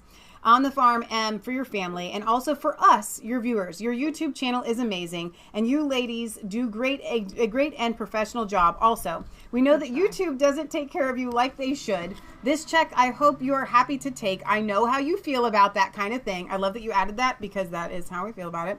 We want to thank you very much for being a big part and motivation in changing our lives in a real and great way. Truly, I believe the Lord definitely used Mass Faith 3 to show us truth, guide us in the right direction, and ultimately, you all were a big inspiration and truly a help to salvation for Terry and I. Thank you. We love our sisters and brothers in Christ on God's Little Acre. God bless Mass Faith 3, Terry and Eric. Now, Eric and Terry sent a donation to Resistance Chicks, which again, like I say, anytime anybody sends a donation to Resistance Chicks, it's literally going back into the channel and different tech that we need, software and stuff like that. So thank you to Terry and Eric for your generous donation to Resistance Chicks. We love you guys. Eric and Terry, just for those of you that do not know, have kind of become little friends that we've never met of ours, that we've discussed scripture and things like that. They're an amazing couple. Both of them were here tonight. It was adorable because Terry is at work. And Terry came in and said, hey, I'm at work. I'm on a break. I'm just saying hi. And then Eric came in and said, hi, wife. Because he's at home with those adorable triplets. So that we now have their handprints immortalized here. Absolutely adorable. All right, guys, we have to sign off. Yes. It's been real. I'm so sorry. We had so much news to cover this week. Come back. Sunday, I got some European news I was going to give tonight. I'm going to save it for Sunday at 1, our UK Euro news. Lots of stuff going on there. There was a terror attack, Allahu Akbar, some kid literally kills his mom and his sister and other people. Insane. What's going on in Sweden? They're trying to cover up the fact that these rapes are happening by mostly foreign-born people and blah, blah, blah. So we're going to cover that. More to come. And hopefully it won't be so long next week. But just know that it's summertime and we're outside. We're cleaning the garage right now.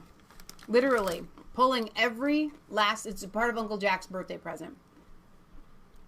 Maybe we'll do a tour once we lay down this stuff. It's kind of a surprise. We'll do a... Yeah, we're really excited about that. All right, so... Like, comment, and subscribe. To Mass Faith 3 and Resistance Chicks. Ring the bell.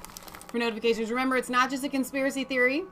If it's the truth. Thank you to our moderators. Thank you to you guys for being here, because those of you that were here intended to be here, because they literally have censored us to the point where I know every single one of you 49 people that are watching right now probably didn't come here just because you got a notification. You came because you knew we were going live on Friday.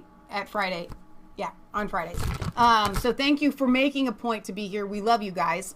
Chris and Kelly going live tonight at 9 p.m. on Chris Holman's channel. But don't forget, if you want to learn more about the Molly Tibbetts case, you can go and watch the streams that they've done on that. All right, we love you. God loves you. God bless. And we will see you back here on Sunday at 1 p.m. Eastern Standard Time. And we do have a P.O. Box 107, Milford, Ohio, 45150. All right, you guys. God bless. See you later. See you later, alligator. I was cold all alone. No place for home every day. So afraid, but you call my name.